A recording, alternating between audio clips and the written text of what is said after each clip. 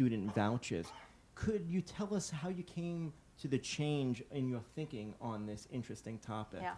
So this topic of vouchers gets people really, really riled up. I mean, you want to have a debate, you just bring up the word voucher, and people have very strong opinions.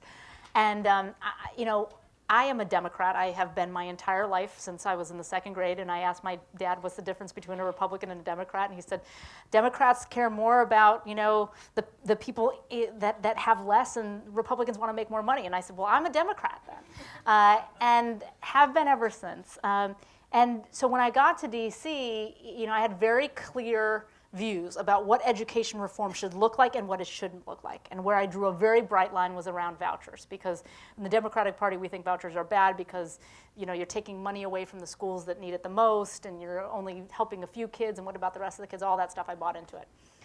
But when I arrived in Washington, we had a publicly funded voucher program. And people, it was about to be reauthorized, and people wanted me to weigh in on it. So they said, well, you're the top education official. What do you think about the program? And I pretty much knew what I thought, but I didn't want to jump to any conclusions. And so I started to meet with people, families throughout the city. And the discussions that I had absolutely changed my mind. I was meeting with parents from throughout the city, mostly low-income single moms. And these moms had done everything that you would want a mother to do. So they first researched their neighborhood school, figured out that only 10% of the kids at that school were on grade level, said, my kid has a 90% chance of failure if they go there. It's not good enough for my kid. Then they would do the next best thing, which is they would apply through the out-of-boundary lottery process that we had set up to try to win one of the spots at one of the good schools over on the other side of town. And inevitably, they would lose because there were thousands of people applying and only a handful of spots available. And then these moms would come to me and they'd say, okay, now what am I supposed to do? And when I was looking eye to eye with these mothers, and I knew that I could not offer them a spot at a high-performing school that I thought was good enough for my own two kids, I said, well, who am I to stop this lady from taking a $7,500 voucher, which, by the way, was a lot less than what we were spending in the district, and potentially maybe going to a Catholic school where their kid could get a great education. I just was not willing to say no. So I came out in favor of the voucher program. People went crazy, nuts, what are you doing? You're going against the party. And I would always say to people, look, my job is not to protect and preserve a district that has been doing a disservice to children. My job is to make sure that every kid in the city gets a great education. I am agnostic as to the delivery mechanism. It can be a private school, it can be a charter school, it can be a traditional public school. As long as kids are getting a great education, I don't care.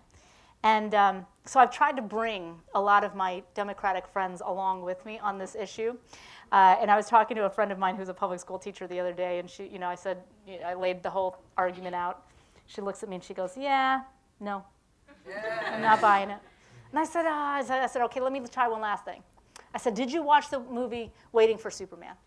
She said, yes, one of my best friends was in it. I said, okay, funny, but I said, do you remember the scene with little Bianca where she's looking out the window and it's this tragic scene, she's crying because she can't go to school because her mom has fallen behind on the tuition payments? I said, what'd you think about that? She said, oh, it was heart-wrenching. It was an injustice. She said, I wanted to write the check myself. I said, right, honey, that would be a voucher. And this is the problem that I think people have is, they see things like vouchers, oh, that's a Republican thing, or this is a Democratic thing. And if we stopped looking at things in terms of partisan politics and started making public policy based on the decisions that we would make for our own kids, then I think we would have neither a Republican agenda or a Democratic agenda, but a students first agenda.